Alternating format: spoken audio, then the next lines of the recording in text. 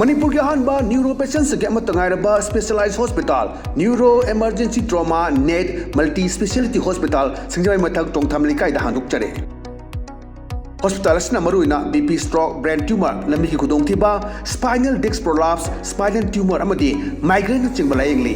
hospital asida neuro ki layeng bar changba afaba makhal ki khusu khulai amadi machine marang kaida lei masina kokal mari leinaba tongan ba makhal ki anaba sing ningthina layengli lamdam masida neurosurgeon yamna tangariba maramna chingmadi arapa mafumdagi lakpa anaba sing neurosurgeon unanaba honabada awaba kya mayongdari masida sunatna matam tintana anaba layengna maram oraga khudong thiba kya su mayongdari masi punamakhtagi kharado orabusu kananaba Dr. Parkinson Singh MCS Neurosurgery AIMS New Delhi na masamaki hospital asida pung kunmari leituna anaba sing layengli hospital asida ataba mamalda layeng batana OPD general amadi ICU beds operation medicine x-ray amadi lab ka mai lena basnasu ataba mamalda hangalli ngasi magdenshin biro amadi kudong saba singa silobiyo hena kubam road gidamak hospital asigi telephone number 7005534166 natraga 8974572154 da pau phabirak yagani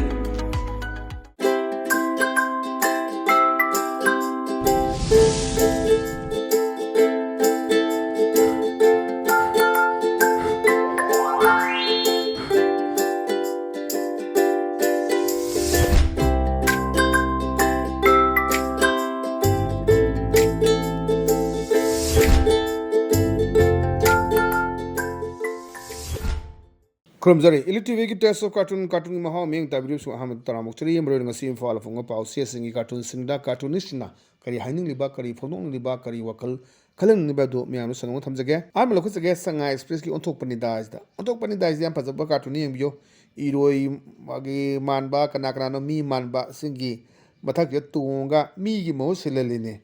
iroi di saba adaida ngachai ma panagi lakpa security force na haibni kanaroi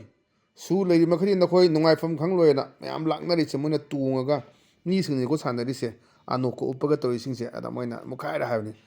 kanaroi su lady makhari nakhoi nungai pham khangloina suspension operation lady makhari noi nungai pham khangloina moina habni center kangbo uru khangaga adaida amasine khume lal loi khiroi nakhoi mayam amaga khanaga daba yamna watli na hajusi yembiyo kuki ga maitai ga toromadagi kuki ga aduga khogi naga ga muk tore adagi sonakanda nepali nipi ema sahi umpu helabim hato pirami haine leire adagi maitai ga muk panghan ga khana na bang silakpa mayam se thauchin se mathang tongna mayam se ubuda sanere lila ase kaino ubuda ni moi haise kanaroi su leiri makhani na khoi nungai pham khangloena ada mu amasne koi lal loi khiroi na khoi mayam amaga khana ga da yam watliena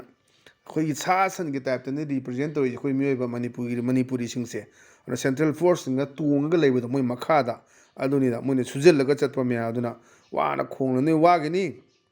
kaim ga na ro ya nang sa gi iroi singsi da manipur gi miyam se mo chilalaga ado phongdok ba yamna fajaba wan thok leiba cartoon ne thamjage matang da lerisina khoi sanale akhoi gi sanale ba ki loire dana aduni loire dana se da akhoi gi leiriba representative hai tare elected myama wari chana bagi sinna makhang elected to the kana no du isana no understood to yare higher su ai arama sina haibani bengal da assam da sat khibugum sidasu thamba sat kani hai khredudi na haira ka amma sina kadai dagi aidi amma da chonghora sina khallingai sida na manipur da du yagadra yaroidra manipur gi chehi hum phajalak laba lan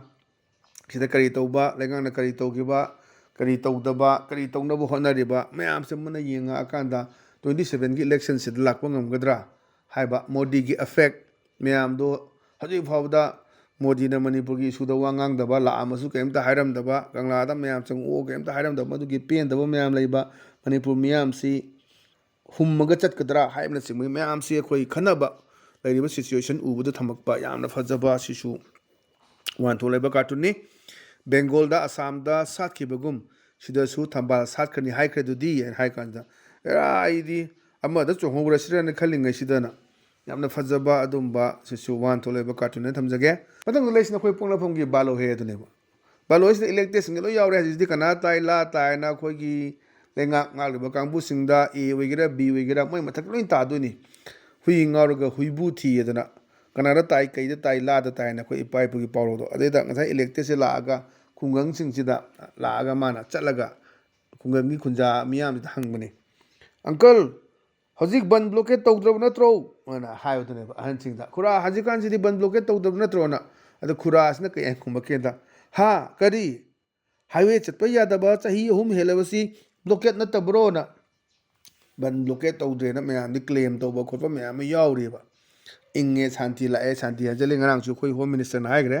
चाही अमगी मनुंगदा मणिपुर की वारोसिन पुरकनेना ngambोइसनु चाही अम फाद्रबनि मोय लेंगाक्सिसु अदुना 27 दनी election तौदोसे कुइद्रे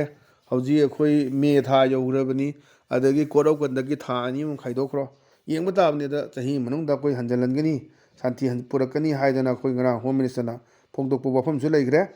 ngambोइसनु ngambदुनि अखोई म्यामना पामिबसे अदुना ngambकादा इंगना शांति ओइन लेबदुनि जे पामिबसे अदुबु करमाइना तोरकदबा करी तोरकदबा हाइदुदि अखोइसु खंग ngambजेबनि अदैदा ngसाई हाइदुनि uncle हौजिक बन blockade तौद्रब नत्रना हा करी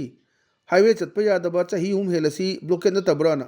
याम फजबा वान थोलेबा कार्टून थमजगे पतंग लेसिना अखोई हुएलन पाउगी अस लोइरे हाइदुनेबा हजि इलेक्टेड ngakतनि जि कुटा पाइजमा सेले अदगी नेहरू टुपी उपे मैम पब्लिक मीटिंग तौने अदैदा मैम वांगा कंदा लेबाक्सिदा मी अफबम त लेत्रे हाइना माना ngakपुदुने अदि मखादगी फमी मैमदा सारदगी चिंगना नवंदगी हौरगा नंगना सासु याउना अफबम त लेत्रे सिनेबा प्रजा सिंगने पेलक तब खोलाउसी अदुना लेबाक्सिदा अफबम त लेत्रे न माना माना वाजाउ चाउना पब्लिक प्लेटफॉर्म सिदा ngang अदा मियामना खुमपने सारदगी चिंगना यामना फजबा अदुंबा वान थोलेबा कार्टून थमजगे तंग लेसिना नारोल थौदांगी हवा दो लेरांग दो हने हवा दो लेरांग दो सिदा येमयो हलन चिवराई सनाबने हजिकसी कोई एनआरसी की मतंगस्ता कन्ना येनरी अदुनी अदानी दिगी ची चांग लेते कोतेन अदेदा अहल अमने पुथोरकवा फोंदोरकने कायम पुदगदा मितो खंदोकनबा चे चांग अमा लेत्रब जाला अमत लेत्रब जाला लेंगाक्सी बोना अदेदा अमसने खुमे कोलम मुक लोइखिबनी हाइना ताई हना यामना फजबा अदुनी कोलम दो मुक लोइखिबने अदुना चे चांग म्याम ले म्याम तोरकांदा म्याम पुंजनबा स्टडी संगसी हाइदुनी महाराज अखोई लेसेम सना जाउबा एमपी नसु सिदा पॉलिटिकल के हाइबा लेतना सीएसओ म्याम सिंग अदि येलो मिसिंग पुंजिलगा अखोई अमुक्तंग तुंगी मिरोलगदमक ngasiगी मिरोलगिदमक हराउ नुंगाइने इंग तमना लेनबा पुन्ना होनमिनसी हाइदना माना ngasi अपील तौबा ngara अखोई नरसिंगी लेखिदबगी मपोक निमित्ता सरम जाउबदा माना फोंदोखिबदु अखोई यामना नैनेनिंगाई ओय अदुनी अदुना अखोई मसी मितोप खंदोक पचम दरका ओयना थंबा यामना अदुंबा मेसेज अमा पीबा कार्टून थमजगे पतंग लेसिना पीपल्स क्रॉनिकल की थर्सडे थिएटरिजना ngसागी मंत्री एमएलए से लाकपगी सिनमने लाकना खुंजा सिंगसिना उबा गाड़ी थुगेलकपजे अलेदा खुंजाना हागुदा ओ हियर कम्स ओ सिदला आदा लाइसि यंगो election must be near election नक्सला मनी हजे केंद्र चतबा दगी थबा इंखांग तौदबल ओरे 2023 दगी संगाबा खोकाबा कई तब डेवलपमेंट पुंगलोप ने लेसि आम तो याउद्रे एमएलए मंत्री मैम सु अदगी हजिना मो एक्सपांशन तौदे लेरी मंत्री एक्सपांशन तरेट वाली तरेट तौदरे मंगाना चलाइरी एमएलए मैम सु तमोदे नावरी संगाबो करियो अदगी एकता कुंगमनी अदो मैम दो पाउदा खबरदा टीवी चैनल मैम उबदम तो उगेद्रे अदाना ओ हियर कम्स यंगो सिदा लाइसेना election must be near election soide naksila amani to remind us their love and development promises ada koida moina ningjang da ba kai no magi nungsiba abagi afaba sigi development thabak tongni habda but never implemented adu kedong si tawida wasak padi harama mayam du si tawni si phana ba si khongi si ana ba si tawna ba mayam harama mayam du sahi manga selo silakadore ba sahi ahum ma land leigre kedani ana sahi ama खलरे चाही अमदसु मु लमजे अखोइगी फममुननबगी CM गी फममुननब चेनबा अदगी decision कांबु लेनबा अदगी केम तौनबा मयाम लौरे लोइग्रे मदे मतुंगदगी ला लाए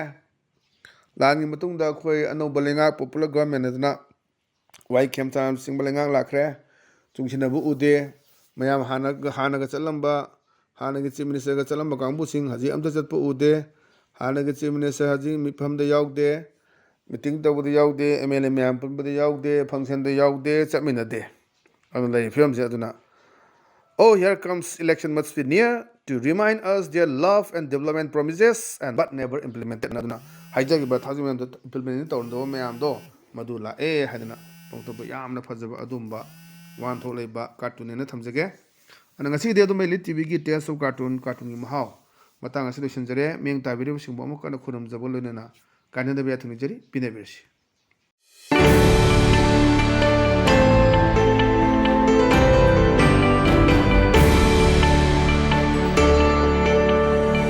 neuro patients specialise hospital neuro emergency trauma नेट multi speciality hospital सिंगजमई मथक टोंगथाम लिकाइदा हांदोकचरे हॉस्पिटल असना मरुइना बीपी स्ट्रोक ब्रेन ट्यूमर लम्बी की खुदोंथिबा spinal disc prolapse spinal tumour अमदी माइग्रेन चिंबा लायंगली हॉस्पिटल असदा न्यूरो की लायंगबद चंगबा अफबो मखल की खुसु खुलाई अमदी मेशिन मरांग काइद लई मसिना कोक मरी लेनबा तोंगान तोंबा मखल की अनाबसिंग निंगथिना लायंगली लमदम मसिदा न्यूरो सर्जन यामना तांगा लेबा मरमना चिंगमदी अरापा मफमदगी लाकपा अनाबसिंग न्यूरो सर्जन उननबा होनबदा अवाबा कया मायोंगदरी मसिदा सुनतना मतम थिंथना अनाबा लायंगबना मरम ओरगा खुदोंथिबा कया सुमायोंगदरी